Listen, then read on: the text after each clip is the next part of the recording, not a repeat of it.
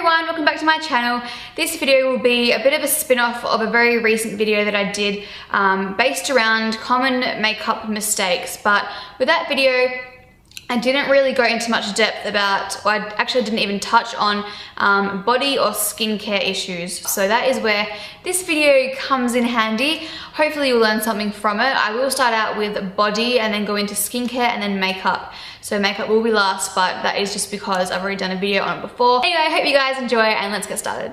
Now, the most important thing you can do for your body is to moisturize it, and there are a few reasons why. So not only is moisturizing incredibly good for your skin, but it also helps a lot with fake tanning, and I've purposely not applied any extra fake tan today. I have washed off the guide color in my normal tan, and this is just what I'm left with. This is the tan that I've had for up to a week now. I obviously had showers in between, but I haven't scrubbed it off and it's still looking really, really nice. Throughout my body, you can't see any patchiness. The DHA in fake tan reacts with the dry skin. So if you've got extra dry skin, like not moisturized at all, it's patchy, dry patches all over your body, and the fake tan loves that and it clings to that. So now you know that you have to moisturize to prolong your tan.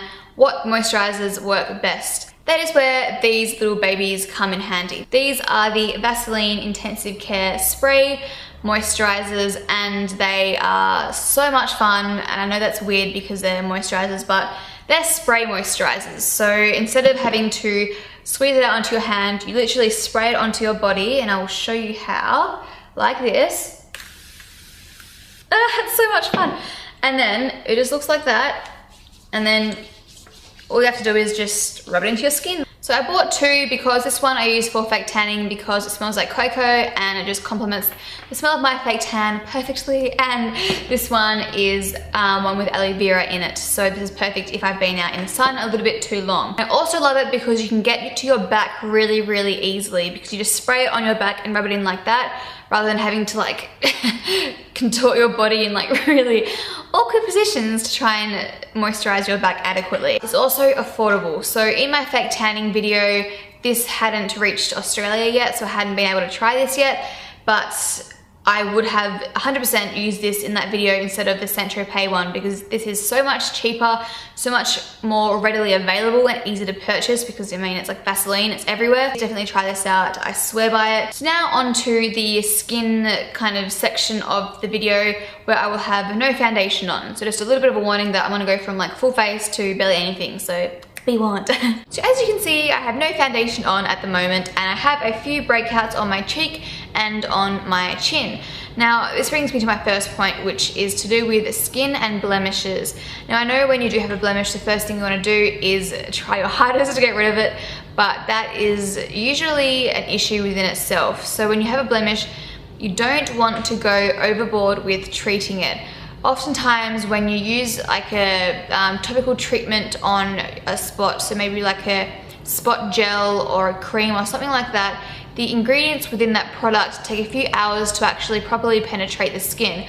So of course we are tempted to put as much of that on as possible because we want to get rid of the blemish, but usually that will cause more problems because you're creating a bit of a burn, you're creating extra redness, you're making the skin peel, you're creating irritation. So while you're trying to get rid of it, you're actually creating more problems on top of the blemish. So it's best just to apply the treatment according to the directions on the bottle. I went onto Facebook and I asked you guys what questions you have regarding common makeup problems that you experience. I have a list here that I wrote down because these are the ones that I think would affect most people. So I'm going to start off with the skin and the base. So a lot of people want to know how to eliminate pores or eliminate the appearance or reduce the appearance of pores. And there are a few ways that you can do it via skincare, but the quickest fix way that I'm going to be telling you guys about is using primers. Now I know you would have heard a lot about all different primers that help to eliminate the appearance of pores, but I have found two that I love and swear by. These are the two primers that I absolutely swear by. This is the Benefit Professional and this is the Inoxa Skin Perfecting Pore Vanishing Cream. Now these are just lifesavers.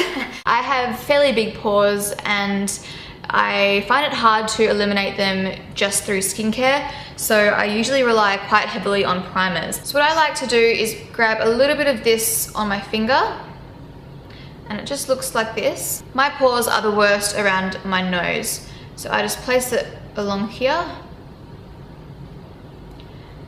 and use my finger to blend it into the rest of my skin. My foundation is less likely to settle into those pores because they're not as deep and as big. Another point I wanted to cover is under eye darkness. So pretty much everyone experiences under eye darkness. It's just a fact of life. It's from lack of sleep, it's from genetics, it's just from a whole array of different things. And some people have it worse than others, but I will show you my little trick for battling it. So if you have under eye darkness, you'll either have blue darkness or green darkness. Now, if you are tanned, you are more likely to have green darkness, but if you're pale like me, you'll be more inclined to have blue darkness. If you have blue under eye darkness, you would want to go with a bisque or a pink shade corrector.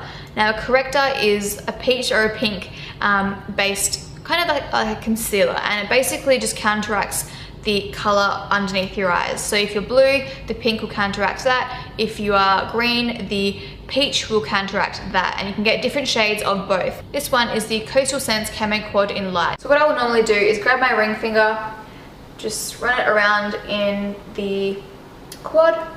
It's nice and creamy. And then I will apply this underneath my eyes. And then do not forget to apply in this area here, because this area is where you tend to get the most dark. And you can even run that over your eyelid as well, because that can counteract some of the veins that we see on our eyelid. Now obviously you can see the difference that one application makes. So that is with concealer and that is without. And if you had really bad darkness, you could just layer the product a little bit more, and that will help to battle the darkness. Now I tend to do this before I apply my foundation. I find it more effective doing it that way, and it covers up the darkness a little bit better. Now as you can see, I quickly applied some foundation and lipstick, and that brings me on to my next point, which is how to stop the foundation on your chin and around your mouth and your nose from rubbing off during the day.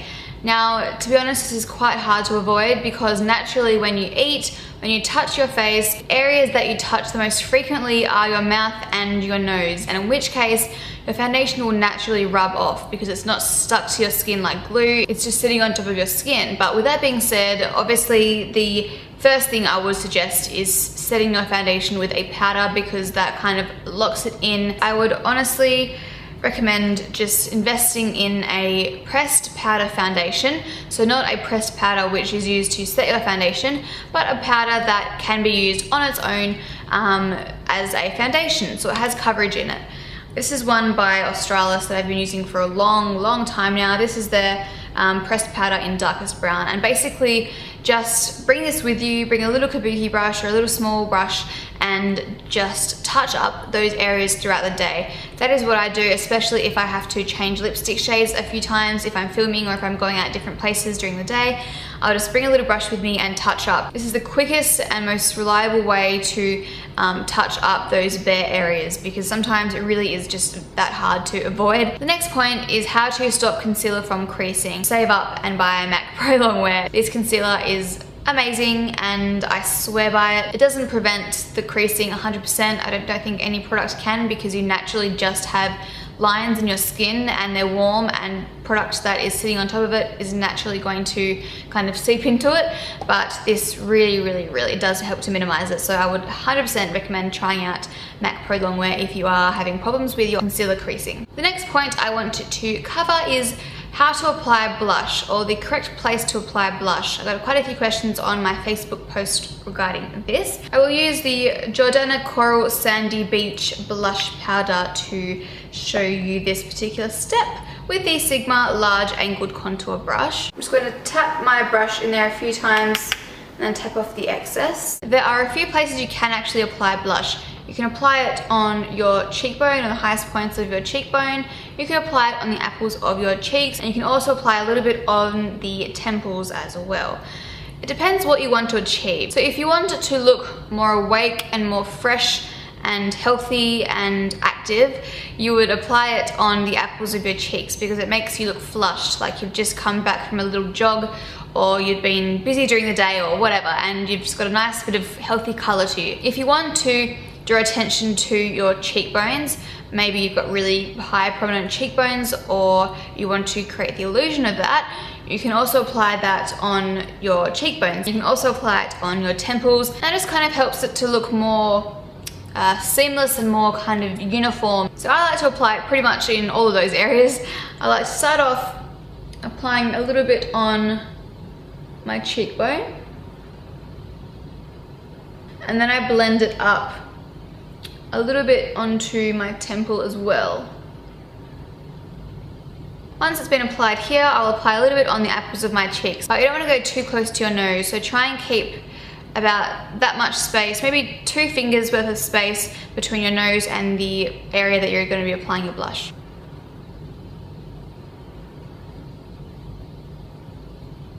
So you can see how a little bit of blush just brings some life back into your face and stops it from looking so flat. Now the last question to do with the face and makeup is in regards to wearing eyeliner and how to keep it from budging all day. When you buy eyeliners, you usually have 2 options in regards to texture and finish and longevity.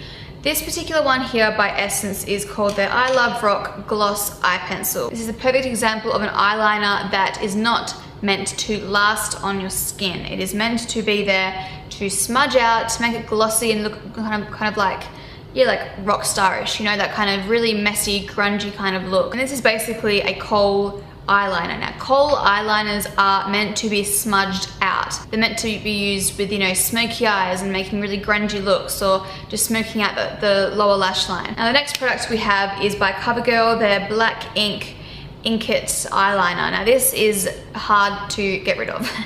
All of these eyeliners are quite hard to get rid of, and these are an example of a product that is meant to stay on your skin. These are less blendable. They're kind of, once you apply it, you have a certain amount of time to work with it, and then it kind of sets, and once it sets, it hopefully won't budge. And that is the difference between these two. They have different purposes. If you do use one of these long wearing pencils and it still isn't going to stay on your skin, try, you know, using a powder underneath it. Try setting it with a black eyeshadow. Try using an eyeshadow primer underneath it.